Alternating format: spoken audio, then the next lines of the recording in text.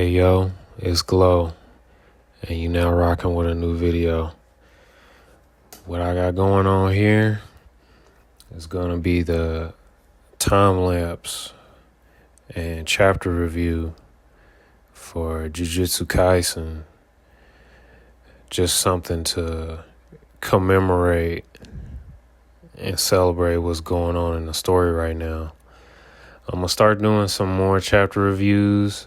I'm gonna let you guys know right now, if you have not experienced the culling games, this is not the video for you. If you don't know who Kenji Akari is, this is not the video, because there will be spoilers.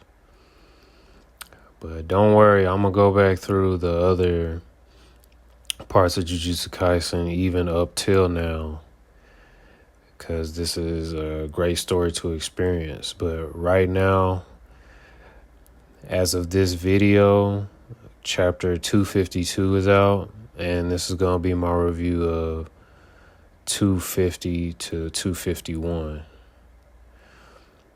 Now, what we got going on here is one of the best jumpings for the ages, and rightfully so, because this is against the King of Curses. So we got the two boys, the pro tags, teaming up, which I think is awesome. It's something that's not really you see too often in any other series. Thinking about it, like, yeah, you could argue the protagonist and the deuteragonist will team up, but effectively this is Yuta, which is the previous protagonist in the early stages of the series, and our current protagonist, Yuji, teaming up. And man, did they put in work. They were in such sync, it was crazy. Now, for this plan to go off with a hitch, a lot of what their main objective was to awaken Potential Man. And those who are caught up or who's plugged into the internet, they know who Potential Man is. What they're trying to do, while yes, they're trying to break him down, so Sukuna's hold on him is weakened. And usually what he's been through and what he's cultivated his power to do is a testament and is perfect for this situation. Now, Yuta, he's probably the best jumping partner we've had so far for Yuji. Like, Yuji's had a series of jumping partners like Nanami. That was just epic, especially animated. Then we've had him and Toto, which I feel like parts of that jumping will come into play later here in this fight. That's one of the top 3 jumpings in the series, no debate. We've had Yuji and Maki go in. But so far, this is by far my favorite tag team. I don't know what you want to call it. Hell in the Cell. Balls to the wall. This was crazy.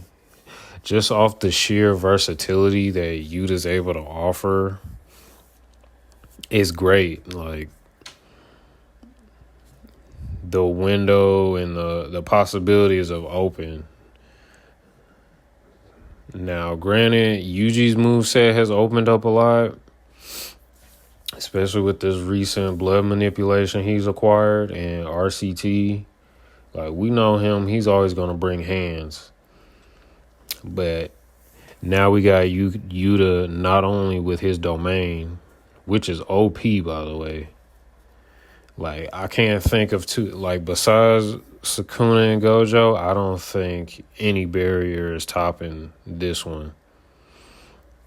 And I like how it's designed. I think Yuta designed his with a probability mechanic similar to Hikari, to where, yes, what might be perceived as a disadvantage is also the trade-off to the advantage. And let me elaborate. By him not knowing what katana is which or holds what technique, and them all looking the same, that means his opponents can't catch on to what he's going to use, or there's no tells to his hand. It's essentially a poker face for his katanas or his techniques. And then on top of that, the sure hit can be whatever he picks. Like, if you're not Gojo or Sukuna, you're cooked. So a lot of that plays a big plague on Sukuna's mind as he's getting jumped not only by Yuji and Yuta, but Rika as well, just applying pressure.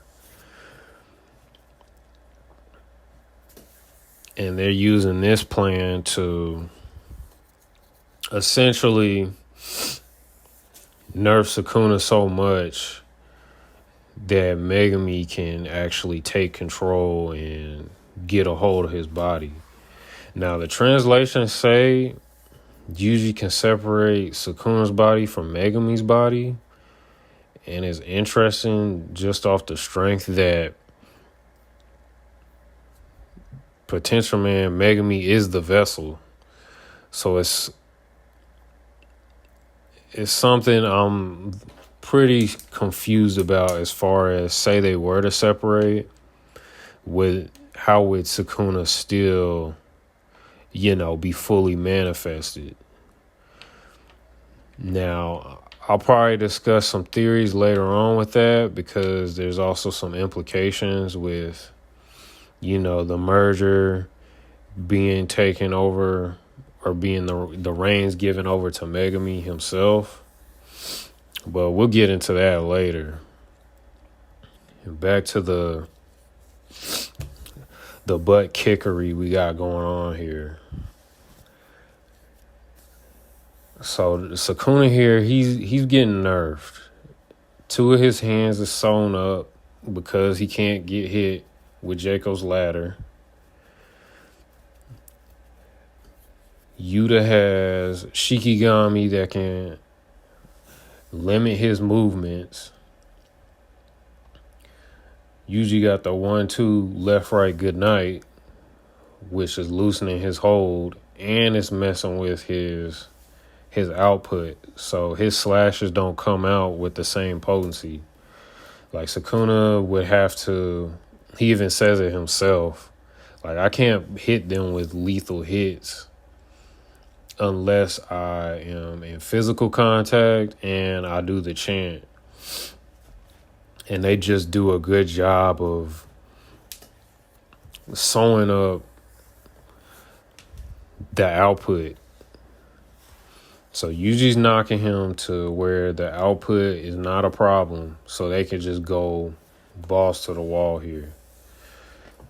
Like, as we know in this series, if pain is the only factor, Yuji Itadori won't stop.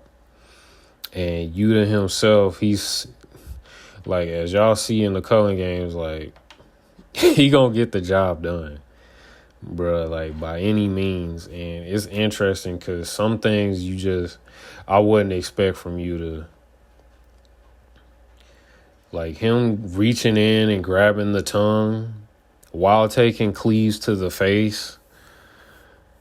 Like, bro, we got something to do. We got a job that needs to get done. And that's why this is one of my favorite jumpings. It's just so intense. And Sukuna's just smiling, enjoying every moment of it, just like I am. It's insane. He's using techniques from Drew, from Uro with Thin Icebreaker. That seems to be his main DPS. He even has the manga guys, Clairvoyance, to press Sukuna. Sukuna's got to keep in mind not only the hollow wicker basket to not get hit with sure hit, he has to worry about Yuta, because him and Yuta are around the same as far as curse energy levels. But the thing is, Sukuna's brain still hasn't healed from his fight from Gojo. So Domain is still off the table, and his output is getting cooked by Yuji.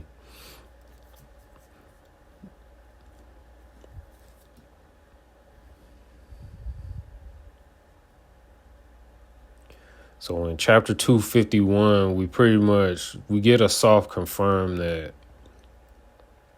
Yuta ate the last finger, which kind of goes along with the theory that Gojo withheld the last finger. And I think in the bigger plan, that was kind of insurance to keep Yuji alive. Like, this is my headcanon. Because he was fated to be executed once he ate all the fingers, and with Yuji being the perfect vessel, he would keep Sukuna in check.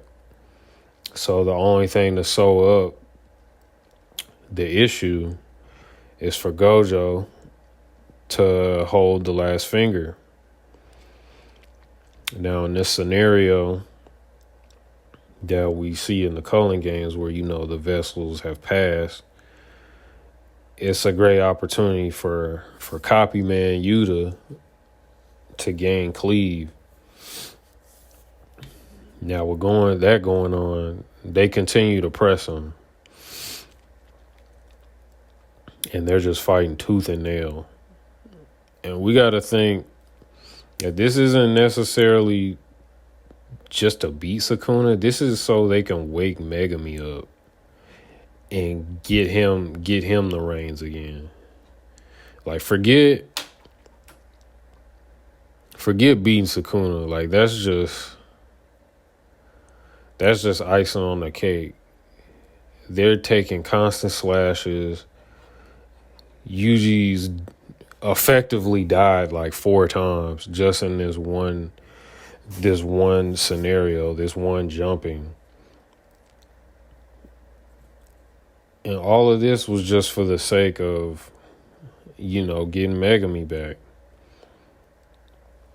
So we get a flashback going into depth with their plan, and Yuji's learned that Yuki essentially has said that souls can't completely merge, meaning there's some sliver or some thread that they can hold on to get Megami out of there.